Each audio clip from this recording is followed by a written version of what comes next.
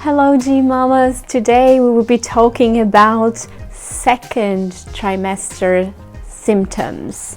Every pregnancy is different, and of course there are thousands of things that can go different with you. It is absolutely normal, but I would like to talk to you about what happened to me, how I cope with most of them the best I could. So if any of these symptoms is similar to what you are experiencing, maybe, and I hope that this video can help you to find the solutions. Maybe this video can anticipate some things that will happen to you and you can be prepared and expect, because some of them I was not told and I did not know it could happen. And I hope this is helpful to you.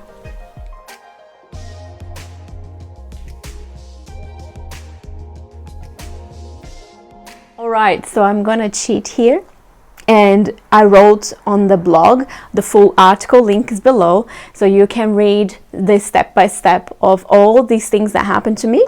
But I'm going to read how many symptoms I wrote here. So 6 symptoms that I experienced on my second trimester. Some of them came from my first trimester and went through to the second. Some of them were completely new. So the first thing that actually I realized I forgot to talk about on the first trimester video is about low libido.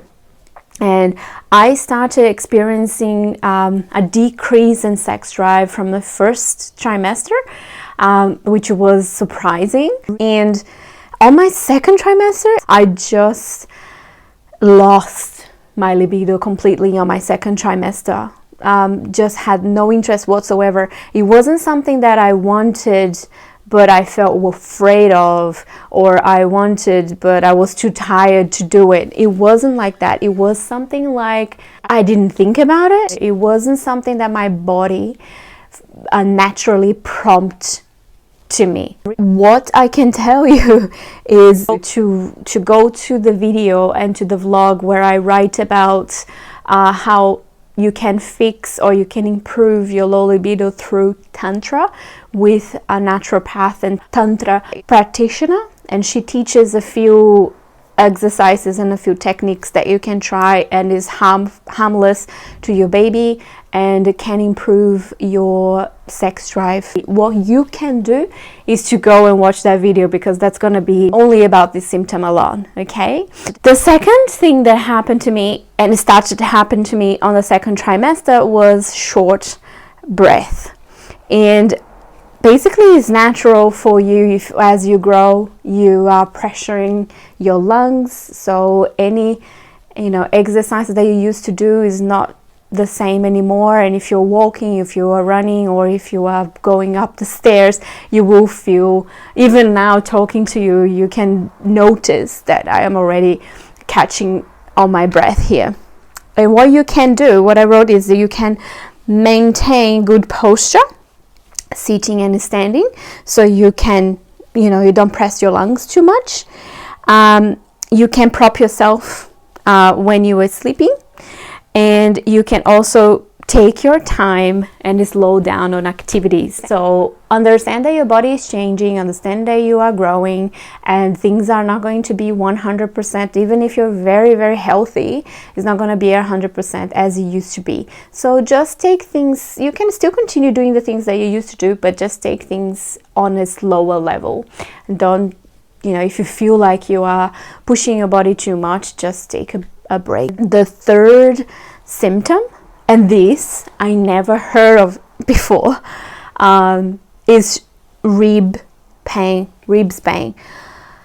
This was the one that really was difficult for me in my second trimester. My baby was growing higher and higher, and this was making my ribs getting closer to each other and open. If you ever broke any bone in your body, remember that feeling when you broke that bone and you press the place where you broke. The feeling is not a muscular pressure, it's a pressure of breaking your bones. It's so painful, and it's not like a 24 hours pain. Is usually, for me, It was more like when I was cooking or I was doing some activity or exercises or something, that it would intensify the pain. You would always feel it. For me, it was much more intense when I was cooking and after cooking especially. And the reason is because my kitchen is quite small, it's in a U shape, and I cook really fast. So I was all the time turning like that, twisting my body, going from one side to other side, down, up, fast. So the reason why I felt so much pressure after cooking is because of distortion here. What you can do is to, well, if the pain is extremely difficult for you, you can always take a paracetamol. The reason why I didn't rely on that so much is because paracetamol, it's okay to take during pregnancy, but it only lasts half an hour or 1 hour, and after that the pain will return, and in some cases this doesn't even go completely away. So for me it was like, why I'm going to put this drug on my body if it's not actually fixing anything, right? So what I did was something more natural, and is the only thing that the physiotherapist or your midwife or your doctor will recommend. Really, it is for you to lay down to the most comfortable position that you can and put compress of water, either cold or hot, because that was happening during the middle of summer here in Australia. For me, I couldn't put any heat in my body, so I was literally getting ice on my ribs. It was like the ice numbing was as painful as the pain that I was feeling, so it was like, okay, I can't handle it, and it was just something I needed to stay for an hour or two sometimes. So what you can do is you can take a Panadol, which is the paracetamol, or you can take the heat and cold packs and you put there and you relax. You can also see a physiotherapist to help you giving some exercises, and you can also take a bath.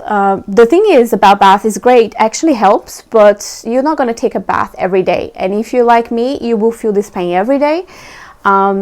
And as the baby grows high and sometimes kick your ribs, you will not be able to take a bath every day. It's just too much time consuming. Also, one thing that I like to do when I sleep is to hug a pillow in front of me, so that way I have this as a prop, and I'm not putting the pressure on my ribs in each side, depending which one is more tender. In my case was more the right side. So I just, by hugging this pillow here, or putting even the pillow across and putting my arm here at night, was fantastic, because I didn't have any pressure, extra pressure as I was sleeping. Another thing that happened to me was back and sciatic pain. That started probably around week 18, 20 was the worst. It started with the high shoulder and neck pain, and then later and now I feel more lower back pain.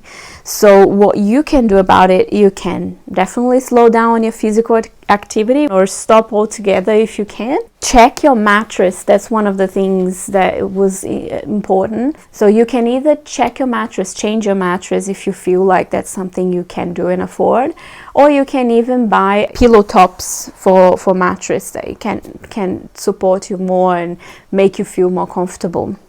Another thing you can do is to sleep with thick pillows between your legs. That will make you more comfortable. And you can also do massages, which I did, and it was really fantastic thing to do. Professional massages. You can see a chiropractor, a acupuncturist, you can see osteopath, and you can definitely see a physiotherapist as well. All of them or some of them. I've been seeing a physiotherapist in a hospital since that this pain started, and she's been giving me some exercises and some solutions that have been helpful. And so also massages is something I've been doing, not right now because of COVID-19. We cannot go out anymore. If you have a partner that is good in massages, definitely enjoy that and ask them to do some deep tissue massages on you if you can. Another thing, and not very sexy thing, is it's constipation. It starts pretty much in my second trimester because I had to do my blood test. It came quite low in iron, which is really normal for women expecting on the second and third trimester. You have to take extra supply of iron, so I'm taking supplements, vitamin for iron and vitamin C together, and that can constipate you. But what you can do is to get a diet full of fibers if you're not already having one, and also drink lots of water. Try to drink as much water as possible.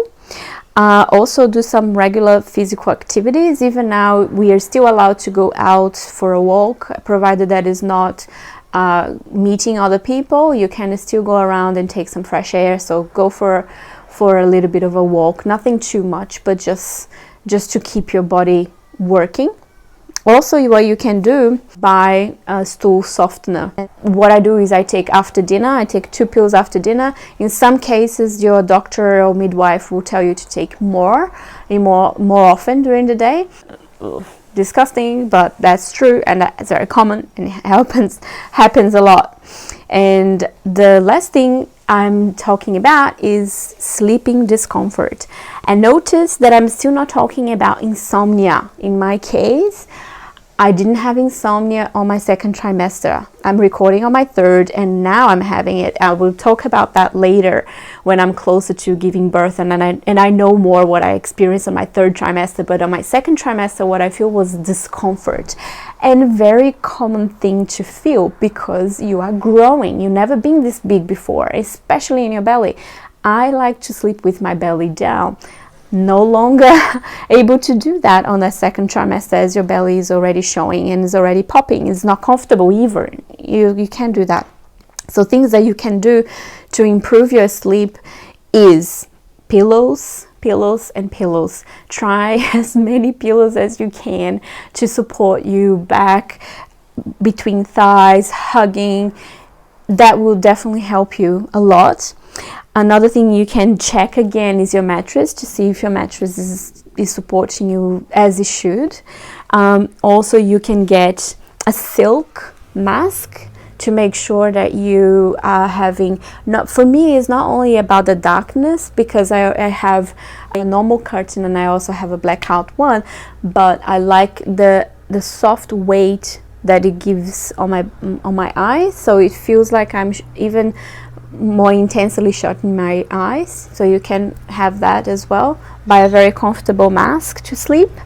And I love doTERRA products, which is basically a brand that sells lots of natural products, but one of the ones that I really like to buy and use is the essential oils that they have. Is really natural, is really delicious, and I like to drop about 6 to 8 lavender drops on my diffuser at night on my bedside table, and I run it for 4 hours almost every night. You can also put some drops on your pillow, lavender drops on your pillow, that will make you more calm and relaxed to sleep. And there's other things that you can do, which I talk about in other blogs as well. So hopefully this is going to help you with your second trimester symptoms, and hopefully those solutions that help me will also help you.